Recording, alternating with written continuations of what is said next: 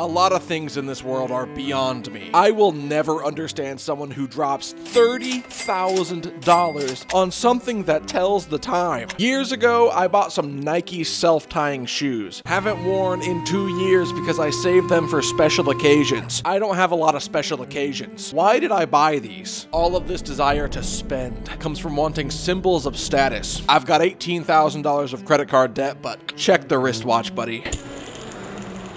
They're kicking me out of my apartment in 2 weeks. I'm here, somewhere else in America, and we are going to talk about some watches. I attempted to steal a couple of watches from some famed financiers I know around this area. It did not work. So I printed out some pictures of the watches that I would have stolen and I would have here if the heist had succeeded. These are Rolex wristwatches, and most Rolex watches go for actually hundreds of thousands of dollars, sometimes millions, just like everything else in this video. I get buyer's remorse when I get double queso on my Chipotle. Imagine that, but $24,000. That's more.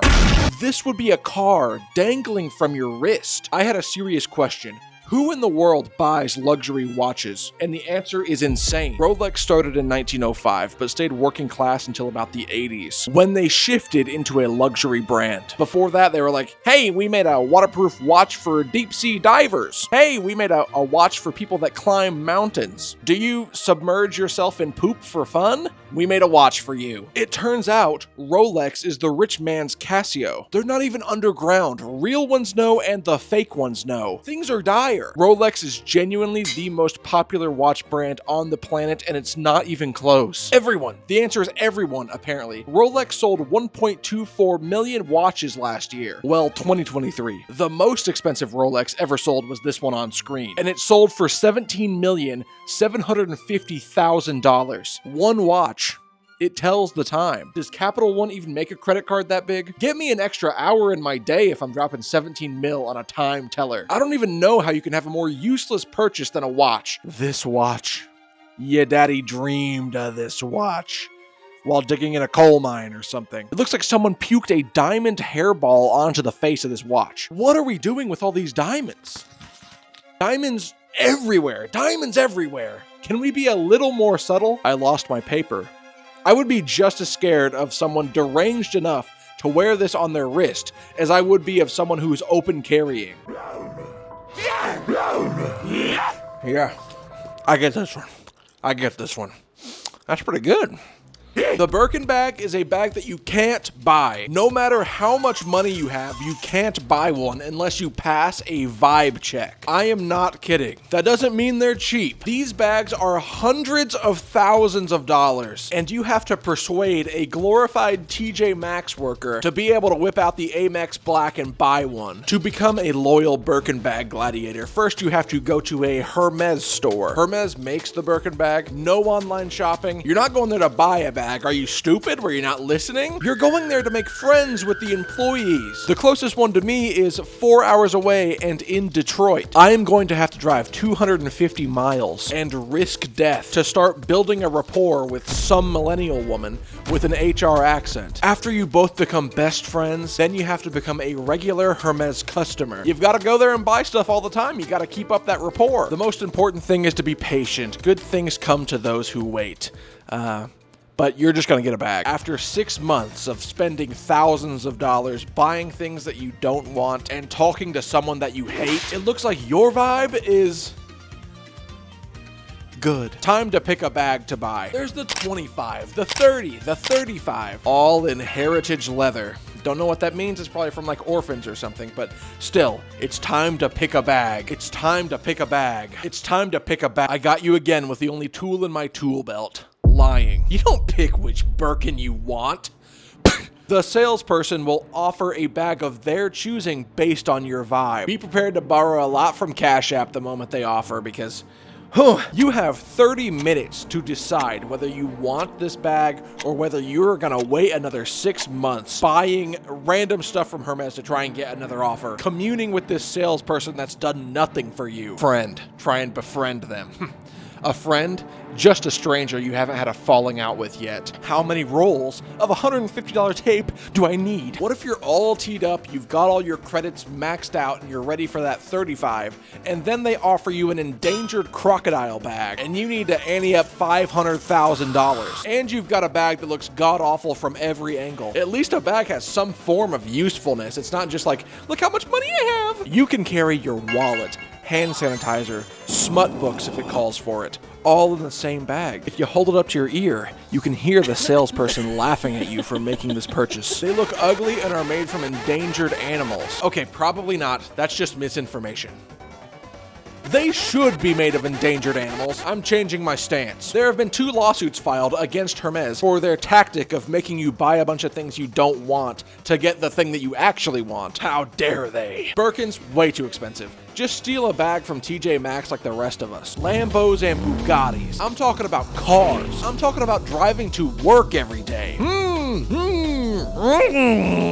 A luxury car is worth hundreds of thousands of dollars. $300,000 for a car that can't go up a hill. If Axe body spray were a car, it would be a Lamborghini. Okay. I am not a fan of a Bugatti either because British people sound so stupid saying it. Well, what color's your Bugatti?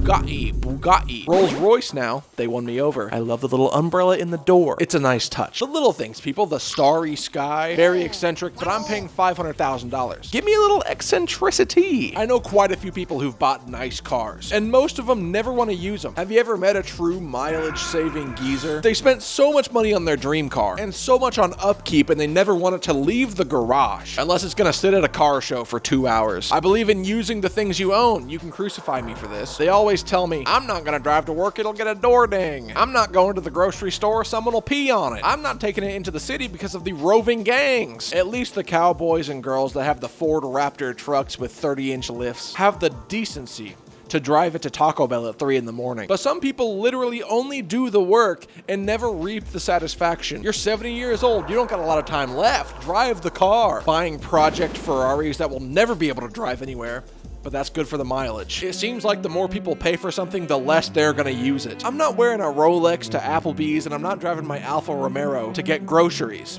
It's gonna get a door ding. Shoes are the most necessary item in this whole list. You need them to separate your dirty toes from the sidewalk. But some people have shoes so expensive that they feel the need to have shoes that go over their shoes to protect their shoes from the dirty sidewalk. The one purpose of shoes is to get dirty so you don't have to. It's crazy and I'm a victim. I have these Jordans and these Nike self-tying shoes that I never wear because I don't want them to get dirtier than they already are. I got this one little scuff and they're retired. I get why, because it's a lot of money. But if I'm not going to wear them, then what's the point? I stare at them and think, yeah, I should wear those shoes more. They look so sick. But when it's time to go outside, I'm picking the black non-copyright shoes. I have them on right now. I'm picking them every time because I bought these to abuse. I also try to keep a low profile so my adoring audience doesn't recognize me. Subscribe. These sneakers are $40,000. The Nike Back to the Future shoes were so sick, and they only made 1,600 of these, and 89 of them had the self-tying feature. They are the shoes based on Back to the Future Part 2, I believe, and they came out a few years before the Back to the Future 2 was set. In the future, they held a raffle for the first one of these shoes that had the self-tying. You pay $10 for a ticket and the raffle raised $6.7 million. It was all for Parkinson's disease. Doesn't really count in the contest of most expensive shoes, but wholesome. I loved the self-tying so much that I had to get my own. I waited until they made a plebeian version. These right here, and they're called the Nike Adapt BB. $400. Expensive shoes have a kind of poetic irony to them, because if you're unaware, shoes go through a little something called dry rot. If you don't wear your shoes for a good few years, they will turn to dust before your very eyes. Not wearing your shoes is worse for them than beating them up. I'm putting them on right now. It feels weird.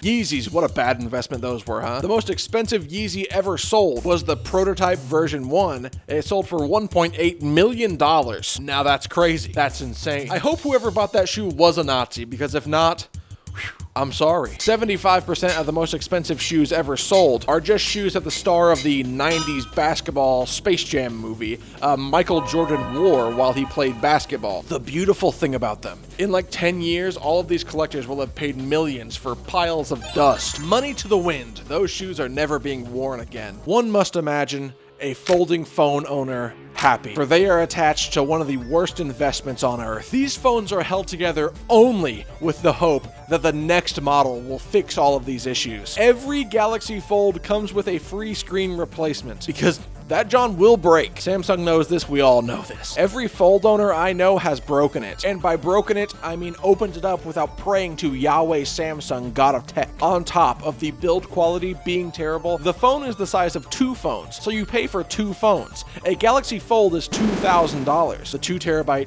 17 Pro Max is $2,000. Looks like I'm eating ramen and eggs this month. What is so amazing about a folding phone? My skin's dry but sticky from the heat. What here could help? Tough combo. I see some serums which hide. If I ever see someone whip out their foldable phone and unfold that abomination to ask Google what that is, I will turn that phone back into rare earth metals. Hi, I appreciate you watching my video and looking at my double queso Chipotle. Please open a new credit card. Yeah, that's my one piece of advice.